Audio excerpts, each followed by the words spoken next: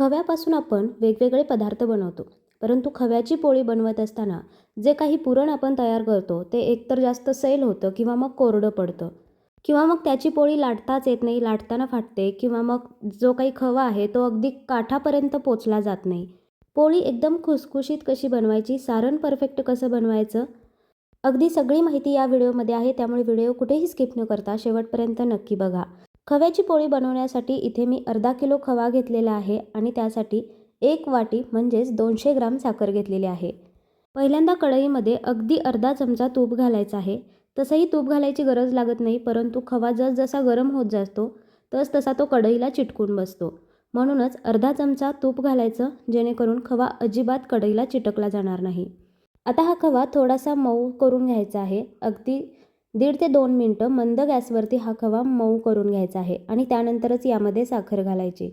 पोळीसाठी लागणारं जे हे खव्याचं पुरण बनवणार आहे त्यासाठी एकंदरीत 10 ते 12 मिनटं तर सहज लागतात. या खव्याचा अगदी हलका रंग चेंज होईपर्यंत हा खवा चांगला भाजून घ्यायचा आहे.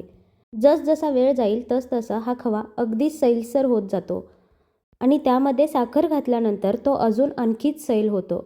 खवा हलका हलका मऊ पडत आला की त्यामध्ये साखर घालायची आणि पुन्हा साखर विरघळेपर्यंत मंद गॅसवरतीच हा खवा आपल्याला असाच परतत राहायचा आहे. आता हे खव्याचं जे सारण आहे, जसजशी साखर वितळेल तसं अजून सैलसर होत जातं. परत मंद गॅसवरतीच तो खवा पूर्णपणे घट्ट येईपर्यंत आपल्याला असंच परतत राहावं लागतं. हे सारण तयार करत असताना गॅस कुठेही अजिबात फास्ट करायचा नाही किंवा वाढवायचा नाही. अगदी लो टू मिडियम गॅसवरतीच ही प्रोसेस आपल्याला करायची आहे. साखर पूर्णपणे विरघळल्यानंतर खवा एकदमच पातळ असा झालेला आहे आणि खव्याचा हलका रंगसुद्धा चेंज होत आलेला आहे. हा खवा सतत परतत राहावा लागतो, नाहीतर याचा रंग लगेचच डार्क व्हायला लागतो. त्यामुळे चमच्याने सतत ढवळत राहणंसुद्धा तितकंच महत्त्वाचं आहे. साखर व्यवस्थित विरघळली गेली की त्यानंतर खवा आपोआप घट्ट होत येतो. आता यामध्ये घालायची आहे थोडीशी इलायची. व्यवस्थित मिक्स करून घ्यायचं आणि पुन्हा 1 ते 2 मिनटं सतत हा खवा परतत राहायचा आहे. आता थोडासा घट्ट होत आलेला आहे, परंतु अजून एखादा मिनिट याला परतण्याची गरज आहे. हा खवा गरम असताना जास्त सैल असल्यासारखा आपल्याला वाटतो, पण जसजसा हा खवा थंड होत जाईल तसं हे सारण जे आहे ते घट्ट होत येतं. या खव्याला साईडने तूप सुटायला सुरू झालेलं आहे आणि हलके बुडबुडेसुद्धा दिसायला लागलेले आहेत. म्हणजे आपल्या खव्याचं जे सारण आहे ते परफेक्ट असं तयार झालेलं आहे. आता गॅस बंद करायचा आहे, परंतु कढई गरम आहे त्यामुळे अजून 1 ते 2 मिनटं चमच्याने असंच ढवळत राहायचं आहे. आता जरी हा खवा खूप पातळ असा दिसत असला तरीसुद्धा थंड झाल्यानंतर अगदी पुरणासारखं हे तयार होणार आहे. खव्याचा रंगसुद्धा हलका चेंज झालेला आहे आणि बघा, चमच्यावरती घेतल्यानंतर अगदी घट्ट असा हा खवा तयार होत आहे. गॅस बंद केल्यावर सुद्धा चमच्याने थोडंसं हलवायचं आणि त्यानंतर एखाद्या प्लेटमध्ये काढून हा खवा पूर्णपणे थंड करून घ्यायचा आहे. अगदीच 3 ते 4 मिनटानंतरच तर बघा, थोडा थोडा हा खवा घट्ट होत आलेला आहे.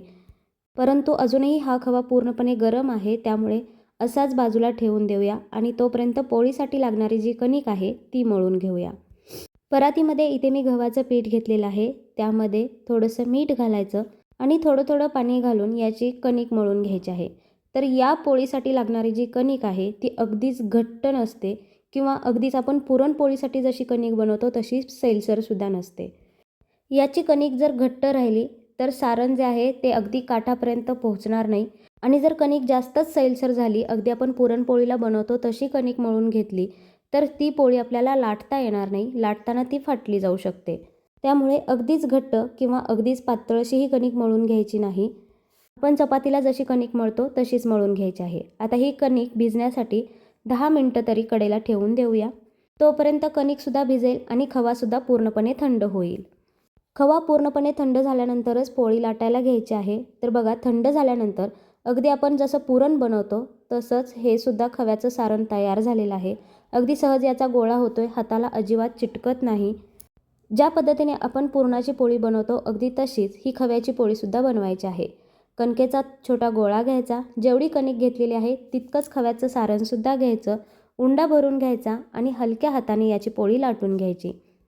पोळीसाठी लागणारं खव्याचं जे सारण आहे ते अगदीच सैलसर झालं आहे असं जर तुम्हाला वाटत असेल किंवा पोळी लाटता येत नसेल, पोळी लाटताना फाटत असेल, तर अगदी 2 चमचे बेसन खमंग असं भाजून घ्यायचं आणि ते या सारणामध्ये व्यवस्थित असं मिक्स करून घ्यायचं.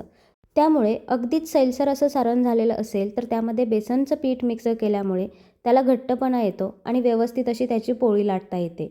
किंवा मग त्याच्या उलट खवा जास्तच कोरडा पडला गेला आहे, जास्त भाजला गेला आहे, तो पोळीमध्ये कडेपर्यंत पसरला जात नाही आहे, पोळी घट्ट होत आहे, तर त्यावेळी काय करायचं, हा जो खवा आहे तो मिक्सरमध्ये अगदी 1 ते 2 सेकंदासाठी फिरवून घ्यायचं. त्यामुळे त्याला थोडीशी उष्णता मिळते आणि त्यामुळे खवासुद्धा थोडा सैल होतो. मिक्सरमध्ये फिरवत असताना एकसारखं फिरवायचं नाही, चालू बंद करत एकदा किंवा दोनदाच फिरवून घ्यायचं, जास्त फिरवायचं नाही, नाहीतर खवा मग जास्तच सैल होतो. जर व्यवस्थित आणि परफेक्ट असं सारण बनलेलं असेल तर पोळी अजिबात फाटत नाही, व्यवस्थित ती बनते. ही बनवलेली खव्याची पोळी 4 ते 5 दिवस सहज टिकते, अजिबात खराब होत नाही. अगदीच पातळ अशी याची पोळी लाटायची नाही किंवा जास्त जाडसुद्धा ठेवायची नाही. ही पोळी भाजत असताना तवा हा कडकडीत गरम व्हायला नाही पाहिजे, अगदी मीडियम तवा गरम करायचा. गॅससुद्धा फास्ट ठेवायचा नाही, गॅससुद्धा अगदी मीडियमच ठेवायचा आणि त्यावरती ही पोळी टाकायची. एक बाजू व्यवस्थित भाजली गेली की त्यानंतर कडेने थोडंसं तेल सोडायचं किंवा तूप सोडायचं आणि ही पोळी पलटी मारून घ्यायची. दोन्ही बाजूनी मंद गॅसवरतीच खमंग अशी ही पोळी भाजून घ्यायची.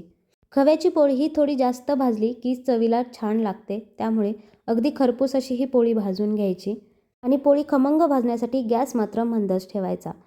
गॅस जर तुम्ही फास्ट केला तर पोळी खमंग भाजणार नाही, शिवाय ती चवसुद्धा त्याची बिघडू शकते.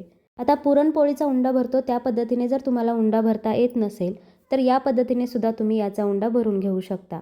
पहिल्यांदा कणिक थोडीशी पुरे एवढी लाटून घ्यायची, त्यावरती जेवढं हवं तितकं हे खव्याचं सारण घालायचं.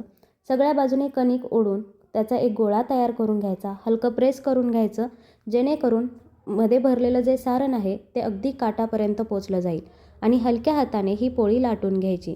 या पोळीला अजिबात लाटणं जोरात दाबून लाटून घ्यायची नाही, तर अगदी हलक्या हाताने लाटायची, म्हणजे पोळी अजिबात फुटली जाणार नाही. मंद गॅसवरती खरपूस अशी ही पोळी भाजून घ्यायची. अगदी छोट्या छोट्या टिप्स आहेत ज्या तुम्ही फॉलो केल्या तर ही पोळी अजिबात बिघडणार नाही. सारण कसं बनवायचं, सारण जास्त सैलसर झालं तर काय करायचं, सारण जर कोरडं पडलं तर काय करायचं, ही सगळी माहिती या व्हिडिओमध्ये मी तुम्हाला सांगितलेली आहे. आता खव्याची पोळी बनवताना अजिबात कुठलीही चूक होणार नाही किंवा अगदीच तुम्ही पहिल्यांदा जरी खव्याची पोळी बनवत असाल तर अगदी परफेक्ट अशीच तयार होईल.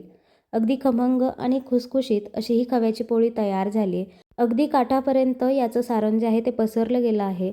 4 ते 5 दिवस ही पोळी अजिबात खराब होत नाही, त्यामुळे प्रवासात नेण्यासाठी असू दे किंवा मग नाश्त्यासाठी म्हणून करून ठेवायची असेल तरीसुद्धा ही पोळी तुम्ही तयार करून ठेवू शकता. अगदी साधी आणि सोपी ही रेसिपी आहे, त्यामुळे ही रेसिपी तुम्हाला कशी वाटली हे कमेंटमध्ये मला जरूर सांगा. व्हिडिओ आवडला असेल तर व्हिडिओला लाईक करा व चॅनलला सबस्क्राईब करायला मात्र अजिबात विसरू नका.